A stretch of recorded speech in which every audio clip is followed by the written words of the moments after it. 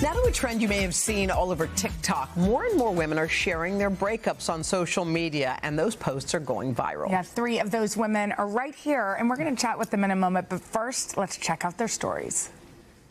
You're supposed to feel sad, and it's more than okay when you do. Breakup TikTok is trending. Creators and everyday women are sharing their private breakup stories on public platforms, and the videos are going viral. I'm musical artist Sprightly, and a song about my breakup went viral. Imagine you live in LA with your boyfriend, and everything's going amazing. I moved to Texas with the supposed love of my life, who I had been with for 3.5 years. Basically, as soon as we got there, he handed me a note saying that we are incompatible and have nothing in common.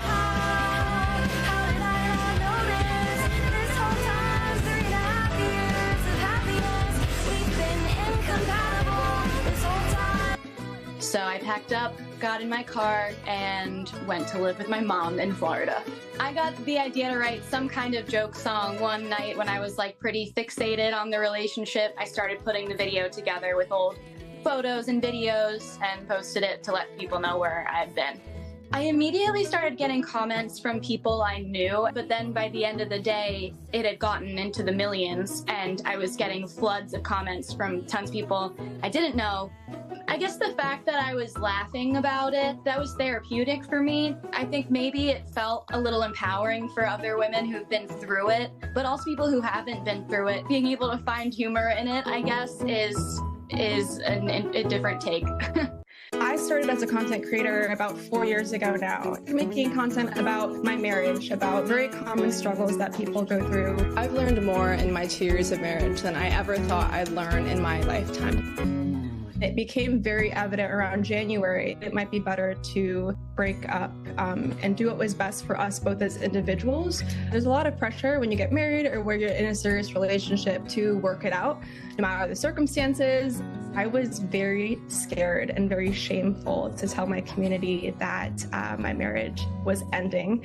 I expected people to tell me that I shouldn't have been sharing my relationship online if it was going to end. Life is life. Things can change. Being completely honest, it felt like a weight was being lifted off my shoulders. I could actually start moving forward. But ultimately, the response that I got was thank you for being a human being and sharing your human experience. I was supposed to get married back in June, and 2 weeks before, kind of abruptly, those plans changed.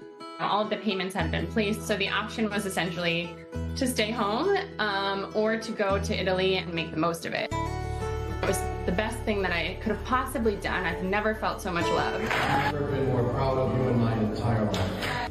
It took me a little while to want to look at the shared videos and pictures that people had shared with me. But eventually, I cracked open on a solo Sunday and just found myself smiling, looking back on those amazing memories. So I was like, you know what, I should put together a little highlight reel.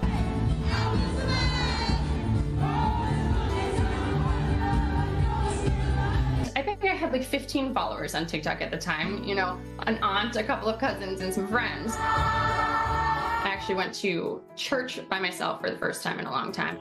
And I walked out of church and my phone was exploding an hour later. I just could not believe in an hour the hundreds of people who had commented words of encouragement and kindness, people who were thanking me for sharing what I did. Eventually it was that more than 2 million people had seen the video. And the most amazing thing is it just brought this community I didn't even know existed straight to me at a time when I needed it the most. There's so much to be said for not feeling alone. It's the greatest gift. Joining us now are Sprightly, Sabrina, and Kelsey. Kelsey, I'm just going to start with you just because we just ended with that story. I know this was a difficult time, but to be able to turn it into something so lovely and your hesitancy to post it, I understand.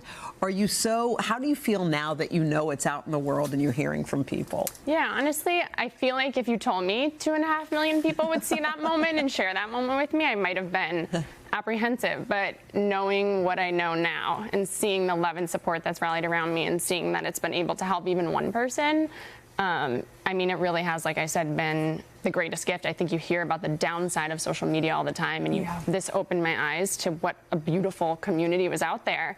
like I said, when I needed it most. You're a badass, by the way. You had your party in Italy. I love it so much. We also need to mention you work with us. Yes. So we knew your story, and I hope you felt the support here, but we love that you're getting it from the online community.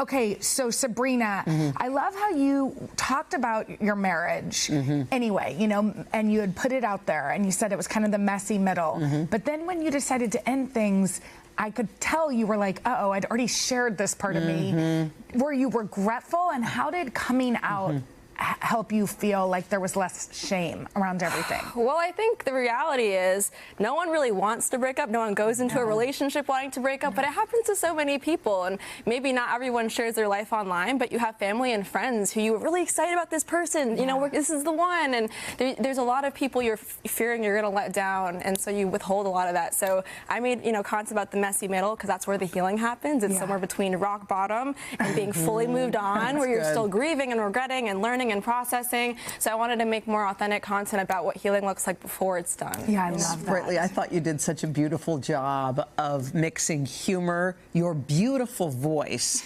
and heartache all in one, and somehow you made 3.5 million people since you posted it last week. By the way, you posted that last week. Yeah. Feel so this is something, really new feel something better. Where did you find the healing for you? I'm still finding it. It's been really, really hard. I mean, I've written a lot of songs since the breakup. That has been really therapeutic.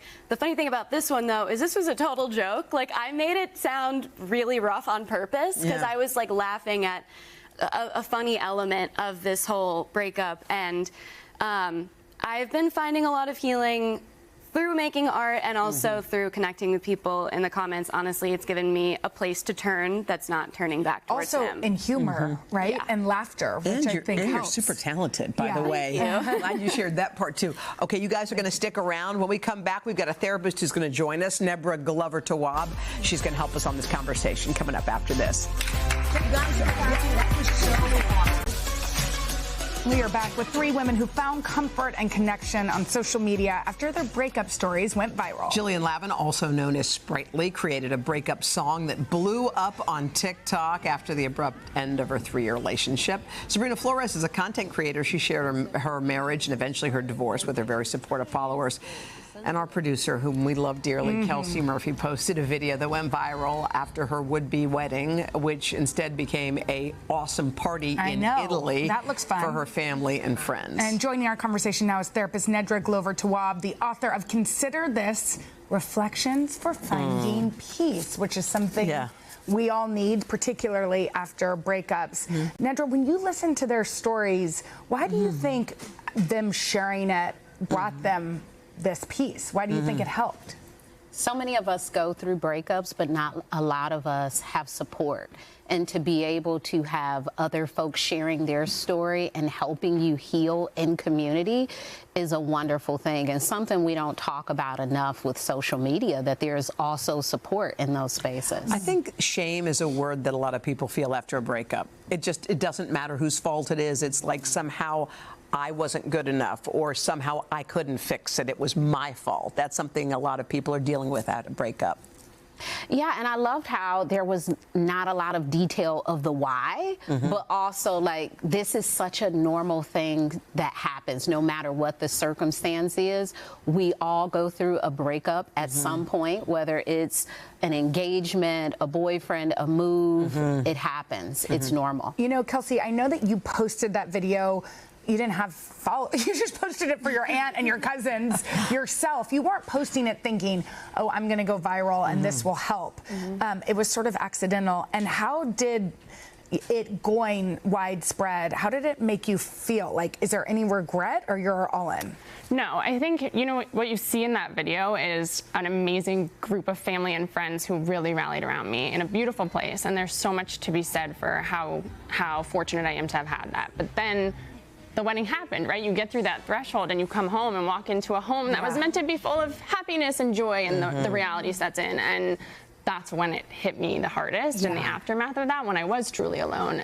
But I wasn't alone for very long, because it brought me hundreds of thousands of people reaching out who had been through it and were on the other side and had such supportive things to say, and also gave me a sense of purpose. I still hear from people every day saying, I'm in this horrible situation and you're a little bit ahead of me. Yeah. And to be able to share and have that community is the greatest gift. I think a lot of people are optimistic and they think they can fix it. Or maybe he's having a bad day, or maybe it's just this bad moment and I can fix it if I'm just optimistic enough. And sometimes that does become a theme, but there are sometimes, Nedra, red flags that pop up that we should be paying attention to, but we will them away. Is there a way to be able to spot red flags when we're in a relationship? Well, sometimes we are hopeful, and it's important that we learn to react. And that reaction may not come immediately. It might not be on the first date. It might not be after 1 month. It could be after 3 years, once we're engaged. And when we notice them and we respond, that's the important piece. Because we have to get to our enough point. And sometimes a little bit of something is not enough for us to want to leave the relationship. Did you guys see red flags now that you've had a minute to look back? Yeah. Yeah, a little bit.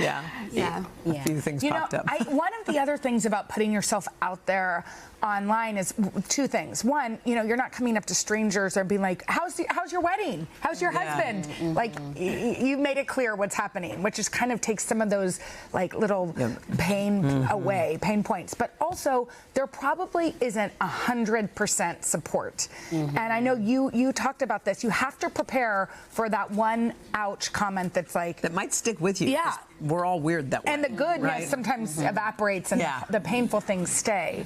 So what's your advice to anybody that's thinking about posting some of their personal things like this? Well, in our comments, we can filter out some of those words. We could go to our settings and change. Yeah, and when certain words come up, we can have those folks blocked. Did you guys do that? No, but I'm gonna now. Wait, you can do that on all. You can do it on Instagram for sure. You can filter. Well, you can filter a word, and when someone comments with that word, you will never see it. Wow, that's amazing. That is so and it will never beautiful. pop up on your feed. It's a wonderful way to protect your space. That's such a good thing for kids too. Yes. I mean, so we keep hate out of. Well, how did we never know that? I didn't even know that was a thing. Yes. Okay, what's your last parting words for these beautiful women and anybody that's going through heartbreak to move on? We heal and support with others. And sometimes we think that isolation is the best because we're embarrassed, we feel lots of shame. But what helps is being in community and seeing that other people are with us and we have their support. Well, you guys, I'm so happy to have met you guys. Yes. And Kels, we love you, of course. We love you, and it seems like y'all are all doing amazing. Thank you. Anything else you want to say? Well, there is a light at the end of the tunnel. And lift each other up. It makes more of a difference than you know. By putting your stories out, you have this whole new community, but you're also inspiring us. Way to go, guys. Beautiful. Thank you. All right, thanks.